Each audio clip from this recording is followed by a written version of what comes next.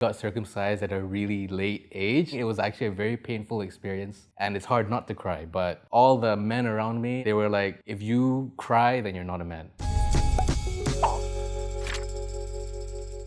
To me, toxic masculinity means having to put yourself in a box and fitting this certain archetype of what society sees a man to be, whether that be a tough guy or someone who doesn't feel any emotions or doesn't express these emotions. When he portrays violence, aggression. I think it always goes back to culture or how you were brought up. Southeast Asia countries are considered poor back then. That's how this toxic masculinity comes from, because they expect men to take charge. Women are expected to stay at home, so who else is going to be the provider or the nation builder? Also because we grew up with parents who have those kind of mindsets, and it's probably because they were raised by people who grew up in a time of war. Growing up with parents that tells you a guy needs to be strong, a guy needs to act a certain way, don't cry and stuff like that. Those norms, somehow it's embedded in your head. You know, as Muslim men, we get circumcised and all that, right? Unfortunately for me, I got circumcised at a really late age. I think I was 8.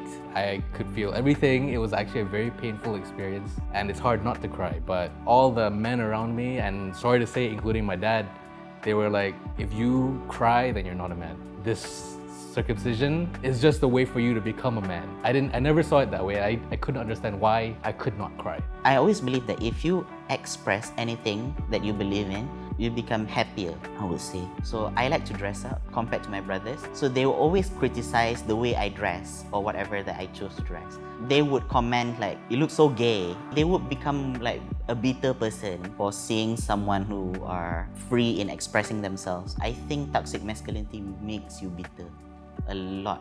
I think it's good for everybody's mental health to be emotional, because in the end, doesn't matter you're a guy or a girl, you're human. You have emotions. Why do you need to suppress your emotions just because you're a certain gender? I think if you are more attached to, your feelings, you can communicate. That makes you manlier. Okay, manliness is not being masculine, like, I have muscles, I'm a lumberjack. Manliness is someone who can, be comfortable in their own body without feeling threatened by, whatever that is different from them. Masculinity should also involve men admitting their mistakes. When we make mistakes, it just makes us human, regardless of whether you're a man, a woman, male, female, whatever you identify as. We are human at the end of the day, and making mistakes is just part and parcel of life. And if we don't acknowledge that we make mistakes, then what's the point of living, right?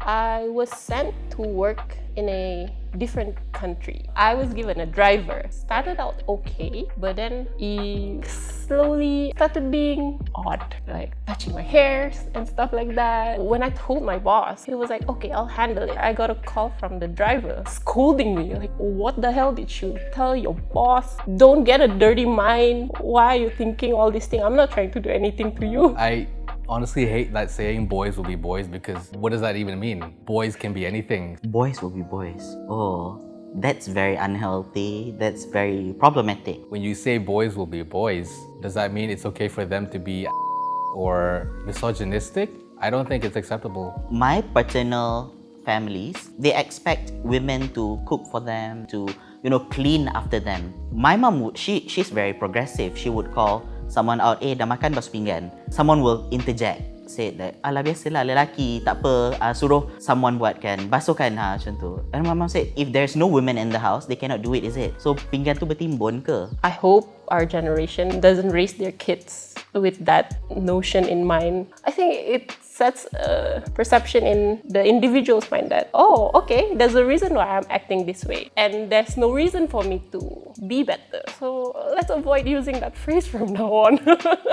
To me, there's nothing wrong talking about your feelings. It don't make your personality any less or make you weaker. I would admire someone who talks about their feelings. I mean, that's how we can, resolve things. People always say that communication is key, but then how are you going to open doors if you don't, talk about it? When no one's talking about it, no one's gonna improve. No one wants to get better, or no one even knows that it's possible that you don't have to be this way. So the most important thing is education and an open discussion. Somehow we're almost aware of it, even if not all of us. Through those little knowledge, what we can do is talk about it with the people closest to you. Once you have kids, you raise them better. Don't put all these ideas into their head. Create an even better generation than we are. Hope you enjoyed this video. If you did, don't forget to like, share, and subscribe to Mashable Southeast Asia, and stay tuned for more videos.